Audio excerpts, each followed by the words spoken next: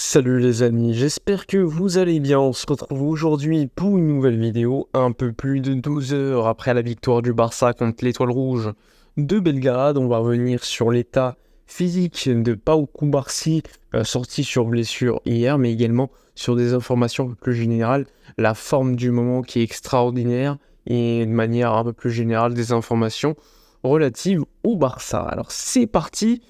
On y va. Alors, le Barça hier s'est imposé 5-2 contre l'Étoile Rouge de Belgrade. Je vous renvoie à mon débrief de match effectué juste après le match d'hier, avec notamment une belle performance offensive. Encore une fois, 5 buts marqués, 2 buts encaissés, c'est peut-être le point négatif, mais surtout une sortie sur blessure de Pau Cubarsí. On a eu des informations juste après le match. 10 points de suture pour le défenseur central espagnol, c'est quand même assez impressionnant. Gros coup reçu et ça pissait le sang. Inigo Martinez, d'ailleurs, en conférence d'après-match, expliquait que c'était une scène de guerre. Il était choqué un petit peu de voir l'état dans lequel était Cubarsí. Finalement, 10 points de suture et après le match, une belle photo et de bons souvenirs sur le visage pour le nouveau guerrier du Barça qu'on surnomme déjà Pau Cubarsí en référence évidemment au défenseur mythique italien de l'AC Milan.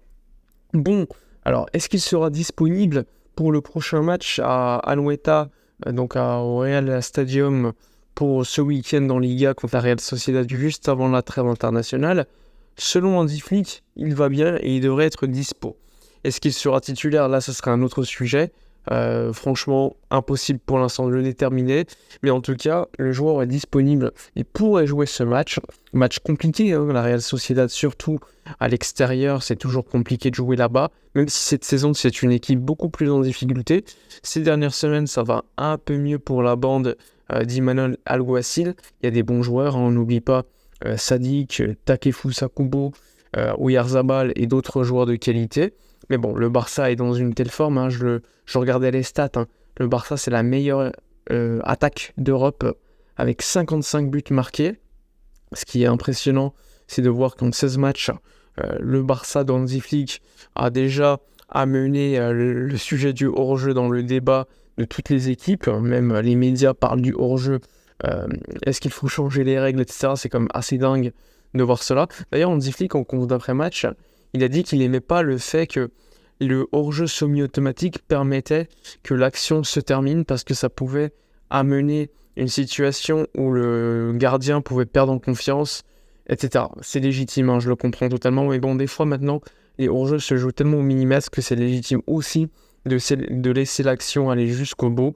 Bon, lui, il voudrait quelque chose d'automatique, quelque chose de très rapide, mais bon, c'est très très peu probable et réaliste que cela arrive. En tout cas, Hansi Flick très satisfait de la performance de l'équipe hier. Il a souligné notamment l'attitude en disant que les joueurs avaient combattu jusqu'au bout. Malgré les 5 buts marqués, ils continuaient à faire le pressing pour récupérer les ballons. Et surtout, il a été fier de voir que son équipe a symbolisé quand même beaucoup de choses.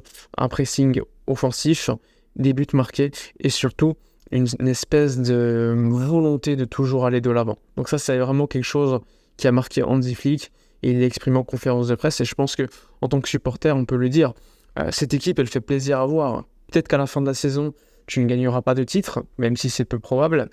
Mais en tout cas, tu vas t'en souvenir de cette équipe. Et en plus, elle est très attachante parce qu'il y a beaucoup de jeunes et qu'il y a une volonté un petit peu de changer les choses après une saison compliquée et voire plusieurs saisons compliquées dans le jeu. Là, tu retrouves un Barça offensif qui certes est déséquilibré par moments, mais qui prend le pari de jouer le hors-jeu, de jouer très haut et de trouver en fait une philosophie de jeu, retrouver une philosophie de jeu très proche du Barça. Alors évidemment, sur certains matchs, des gros matchs, ça pourra se le payer très cher, mais comme ça peut te donner des résultats très fleuves, comme contre le Real, le Bayern, etc. Donc c'est un petit peu un pari qui pour l'instant se déroule plutôt bien, on va le dire, mais surtout que même si tu ne gagnes pas de titre à la fin de la saison, je pense qu'il y en aura perso, c'est une manière de jouer qui te rapproche des titres pour le Barça. Il y a des équipes qui sont très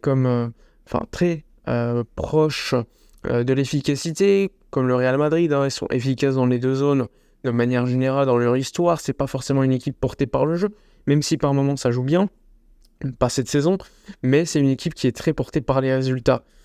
nous, on est une équipe qui est toujours portée par le jeu, et le jeu te permet d'avoir des bons résultats à Barcelone. Alors oui, par moment, tu vas gagner une Liga où tu ne joueras pas bien, mais ensuite, la saison d'après, ça sera dans une continuité, et là, tu ne gagneras aucun trophée. C'est pour cela qu'installer une philosophie de jeu où la domination, la volonté, le pressing, eh bien, c'est très important de très bien jouer, parce que souvent, quand le Barça joue bien, eh bien, il a de bons résultats.